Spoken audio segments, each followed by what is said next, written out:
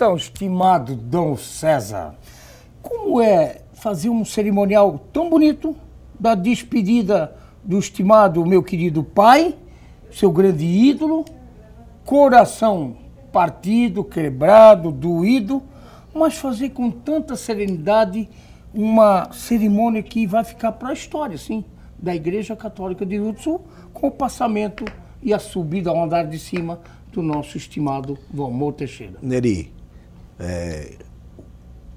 a gente sente os mesmos sentimentos dos outros filhos. Nós somos humanos, né? Claro, o padre, o bispo, ele é mais treinado para estas situações, porque ele convive com essas situações mais de perto. Mas não tenha dúvida nenhuma, sofri tanto quanto os meus irmãos, não é? Talvez tenha, por causa da minha educação, pelos treinamentos para esta situação, tenha demonstrado mais tranquilidade. Mas no coração, você passa pela mesma situação, você chora igual, não é? Chora mais para dentro do que para fora, não é? Mas também o que te dá essa tranquilidade é a fé. A fé. A fé profunda que eu cultivei e cultivo na minha vida e que meu pai cultivou. Nessa hora ela também tem que aparecer, ela tem que ser o caminho norteador da nossa existência. Porque é nessas horas que você prova a fé. É na hora do sofrimento, na hora do martírio, na hora da dificuldade, é que aparece se o ouro é verdadeiro ou não. E também sabedor que o dever foi bem cumprido. Exatamente. Né? E essa seria a segunda questão mesmo que eu queria dizer. Eu vi um homem trabalhador, honrado, digno, servidor, que deixou esta vida para a vida eterna, tendo cumprido a sua missão. 89 anos e 3 meses, depois de algum sofrimento físico, porque ele não sofreu muito na sua vida. Deus lhe deu essa graça também. Depois de um sofrimento físico, uma cirurgia na cabeça, etc., não pôde mais andar nos últimos dias, talvez o último mês. Então já era hora, já era tempo. Então você fica tranquilo. Vê que ele está tranquilo, você fica tranquilo. Ele dizendo que chegou a hora de ir. Chegou a hora, então você fica contente. Cumpriu-se uma vida de valor. Isso é mais ou menos assim. O João Cláudio, seu irmão estimado, esteve aqui falando de assuntos médicos já há mais de 1, 2 anos atrás. O cenário até era outro. E a gente tratou de um assunto que eu mais ou menos fecho com esse momento do passamento do seu Valmor, do seu estimado pai. Ele dizia, Neri, morrer com dignidade. Isso. É mais ou menos isso? Exatamente isso. Morrer com dignidade. Claro que a tecnologia médica, a medicina hoje evoluiu, graças a Deus. O cuidado com as pessoas tem aumentado barbaramente, a tecnologia com as máquinas de ressuscitamento, etc. Tudo isso é maravilhoso. Mas há um momento em que a pessoa tem direito a morrer dignamente. Ter o direito de escolher. Até de escolher e de passar dignamente. Isto é, continuar a viver em situações de grande dor, de grande sofrimento, não traz paz, nem tranquilidade. E foi isso que aconteceu, inclusive, com meu pai. Morreu tranquilamente, passou-se tranquilamente. Isso é uma graça. Uma graça de Deus. É uma graça. Essa graça é evidente que ele realmente, o Todo-Poderoso, nosso grande Deus, tinha que ofertar isso ao Valmor Teixeira, porque a gente pode falar de cadeira, porque o conhecemos muito próximo. Estimado, vamos voltar agora um pouquinho às andanças do nosso estimado Dom César. Você esteve aqui em 2009, depois durante a sua ordenação como bispo, já há muitos anos padre, e aí você caminhou para o estado da Bahia.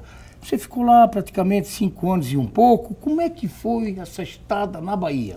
Neri, foram anos de grande trabalho pastoral, mas de grande felicidade.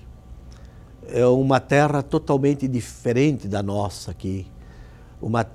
A nossa diocese lá de Bom Jesus da Lapa é uma diocese imensa, 56 mil quilômetros quadrados. Isso tudo? Para você ter ideia, cabem dentro da diocese, no território geográfico da diocese de Bom Jesus da Lapa, os estados de Sergipe e Alagoas. Cabe tudo ali dentro. Os 2 estados dentro. Tanto tamanho é grande o território. E é isso, então era o meu território de atuação pastoral. O bispo tinha que andar nesse território. E um território muito desprovido de condições boas. Estradas? Estradas são algumas estradas asfaltadas que cortam o território, todas voltadas para Salvador, né? Ou então voltadas para Brasília. A população era de 380 mil habitantes, organizadas mais ou menos em 670 comunidades. Comunidades. Pequenas comunidades no sertão, nas Gerais, né? Então, a maioria do meu tempo era viajar para visitar as comunidades, reunir o povo, reunir o clero, os padres, as religiosas, né? E outra parte era cuidar do grande santuário do Bom Jesus da Lapa, que quando eu fui para lá, a equipe aqui da TV me acompanhou, né? No último ano que eu estava lá, passaram pelo santuário 2 milhões de romeiros. 2 milhões de romeiros? De todo o coração do Brasil. Isso demonstra realmente que a fé ainda está muito no ser humano. Muito forte. Né? E tu sabe, Neri, coisa interessante, lá eles gostavam muito de bater fotografias com o bispo. Depois que eu celebrava a missa, então eu tirei a foto. Quando eu cheguei, saindo da Bahia e indo para São Paulo como bispo, lá encontrei uma comunidade que tinha todas as fotos batidas comigo quando eu era bispo lá. E agora eu vim ser bispo deles aqui. Jamais imaginei, né? Como é que é o baiano na religiosidade, na fé, na esperança? Como é que é o baiano? O baiano sempre é um povo bem diferente. Né? Neri, nós temos uma ideia do baiano aqui, meio um estereótipo do baiano de Salvador. Praia, um secretismo religioso. Não trabalhar muito. Não trabalhar muito. Isso é uma imagem que se refere só ao litoral da Bahia. Salvador, Ilhéus, Itabuna, né? A região do litoral. O interior da Bahia, eu estava a 850 quilômetros de Salvador. Você estava muito longe. Muito longe. Eu estava na calha do Rio São Francisco, onde a formação do povo foi totalmente outra. Não é? Então lá é um povo que trabalha com a pequena agricultura de subsistência. Bem familiar? Bem familiar, um povo que trabalha com o gado. O povo das cidades, eram 15 cidades, cidades pequenas. Bom Jesus tinha 100 mil pessoas. Mas um povo querido, amado, um povo lutador, com pouco faz muito, um povo muito religioso, um povo muito agarrado à família, e na família especialmente a figura da mãe. A mulher é o sustentáculo. A cabeça da casa é a mulher, né? O avó ou a mãe, não é? E eles chamam de mainha. Mainha? É mainha para cá, é mainha para lá. A mulher que dá as tintas, que dá a linha da vida da família. Um povo muito acolhedor, muito amigo, né? E sofrido, né? Sofrido. Eu ia perguntar, miséria? Muita miséria, Neri, muita miséria. Agora, com esses problemas, com esses programas sociais do governo, algumas coisas realmente melhoraram, nós temos que dizer. Chegou mais luz, chegou um pouquinho mais de água, não é? Chegou um pouco mais de condições de vida. Já não se pode dizer que lá morra alguém de fome, porque isso não é mais verdade. Mas as condições humanas hoje melhoradas continuam ainda na grande simplicidade desse interior do Brasil. Um povo carente, vamos dizer assim. Muito carente. Por isso que o Dom César fez um bem danado para aquele povo, com certeza. Sem dúvida, tanto do ponto de vista moral quanto do ponto de vista religioso. E se eu deixei alguma herança lá, entre tantas coisas que busquei fazer, foi que eu consegui levar um campus da Universidade Federal da Bahia para a região. Então lá nós, em tratativas com o governo do estado, o governo federal, constituímos a Universidade Federal do Oeste da Bahia, UFOB, que foi constituída no meu governo como bispo, e temos 5 campos daquela região toda do oeste da Bahia, Barreiras, Barra, Bom Jesus da Lapa, Luiz Eduardo Magalhães e Santa Maria da Vitória. Uma universidade novinha, recém-inaugurada. Quer dizer, isso é uma redenção para os próximos 20, 50 anos para aquela região. Porque a educação vai puxar não é? O desenvolvimento Não, vai maior. proporcionar tudo. Tudo, exatamente. Claro. Atrás da universidade são os professores, os técnicos, né, os alunos, os trabalhadores da universidade, etc. Depois o povo precisa morar, e tudo isso vai levar a uma movimentação de melhoria da região. E depois que o estimado chegou um momento, tudo é um ciclo. A vida é um ciclo, o trabalho é um ciclo, a carreira profissional de cada um é um ciclo. Quando o estimado Dom César teve que dizer, estou indo embora dessa terra que precisava tanto carinho, tanta atenção, tanta cultura, tanto trabalho de educação, aquela coisa toda. Como é que foi a reação do povo? Quando o senhor Núncio me telefonou, dizendo que o Santo Padre, o Papa Francisco, me tinha transferido de Bom Jesus da Lapa para São José dos Campos, em São Paulo, até eu fiquei muito surpreso, porque eu jamais imaginei que eu seria transferido para o estado de São Paulo, né? Se houvesse uma transferência. Isso é uma coisa fantástica? É, uma coisa que está nas mãos de Deus, diríamos assim, né? Então eu tive que anunciar isso, né? Muita gente não gostou, viu, Neri? Chorou? Chorou. Achou, seu bispo, o senhor vai nos abandonar e não sei tanta coisa, né? Mas eu fiz ver a eles que como eu cheguei, também estava saindo. Sem dúvida. Por obediência, por fé, né? E por amor ao trabalho pastoral do bispo, né? Então ainda hoje me telefonam. Já vieram 2 ônibus me visitar. Lá em São Paulo? Lá em São Paulo vieram. Eles vêm em Aparecida e vão passar na casa do bispo. Vão passar no Dom César. E lá vamos fazer um café. Como bom catarinense que eu sou, nós não podemos deixar de dar um café para quem vem na nossa casa, né? Um café, um almoço. E continua esta ligação, né? E agora, no mês de fevereiro próximo, estarei indo a Bom Jesus da Lapa para passar uma semana lá. Para dar uma curtida com aquele povo. Exatamente. Antes de falar no São José dos Campos, que você agora está ali já há 1 ano e meio, orgulho de ser rio-sulense, o único bispo que nós temos da nossa terra, da nossa casa, esse cantinho que eu digo que é um cantinho ainda do céu maravilhoso, todos os problemas que a gente tem de cheias, aquela coisa, mas eu ainda acho que é um cantinho maravilhoso. A gente nasceu aqui, tem orgulho da terra onde a gente nasceu, onde a gente se formou, né? A água que bebeu, né, foi formadora da vida humana nossa, mas também de todas as virtudes que tem nessa terra, né? Um povo lutador. Você veja quantas grandes enchentes aqui passaram e o povo está lutando, está enfrentando a situação, se adaptando também, mas nós também temos que fazer a nossa parte de fazer tudo aquilo que for para melhorar nessas situações de enchentes, etc, né? O Rio do Sul está sempre no meu coração, aqui estudei, aqui fui formado, né? Aqui volto quando eu posso, né? Tenho orgulho dessa terra, tenho orgulho de ser catarinense, né? A nossa região aqui deu 7, 8 bispos, né? Eu encontro com eles por aí e eles têm também a alegria de ter nascido no Alto Vale, não é? Tem um bispo auxiliar agora em São Paulo, Dom Sérgio de Deus, que fazemos reuniões de vez em quando, nós dois. Da região do Alto Vale? Ele é aqui de Alfredo Wagner. Alfredo Wagner. Não é do Alto Vale, mas está muito próximo do Alto Vale. Qualquer... Tá ligado. A água que passa em Alfredo Wagner passa aqui. Passa aqui. Isso. Exato. Então ele também fala com tanta alegria daqui, etc. Então, ser rio-sulense é uma alegria. Deus nos deu essa graça de nascermos nessa terra. Um sonho no futuro ser bispo em Rio do Sul, da nossa diocese? Isso já não conta muito e nem será muito possível.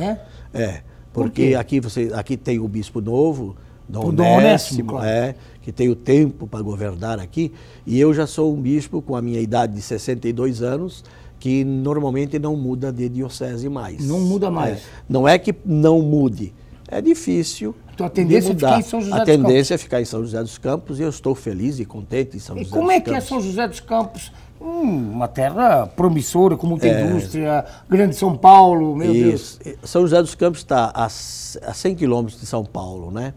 E está no eixo, no grande eixo populacional, industrial e cultural do Brasil. Se o senhor tomar São Paulo, Belo Horizonte, Curitiba e Rio, esse quadrilátero, que está mais ou menos a 400 quilômetros, uma cidade da outra, uma região da outra, só Belo Horizonte, um pouquinho mais longe, nós temos aí a economia toda do Brasil quase concentrada. né? Todo o pensamento do Brasil, a intelectualidade do Brasil concentrada nesses 4 grandes centros urbanos. Mesmo que o PIB está embaixo, mas a concentração é ali. É ali, milhões e milhões de habitantes. Você calcule aí quase 80, 90 milhões de habitantes. O consumo, o Brasil produz para esse quadrilátero, né? Não, se parar ali... Então ali tem todas as realidades do Brasil, né? A Diocese de São José dos Campos é uma diocese com 1 milhão de habitantes. Lá eu tinha 380 mil, aqui eu tenho 1 milhão de habitantes, eu tenho 50 paróquias, eu tenho 100 padres, tenho 113 diáconos permanentes, que é o maior número do Brasil, tenho um povo maravilhoso, lideranças católicas imensas. É uma coisa que impressiona a gente.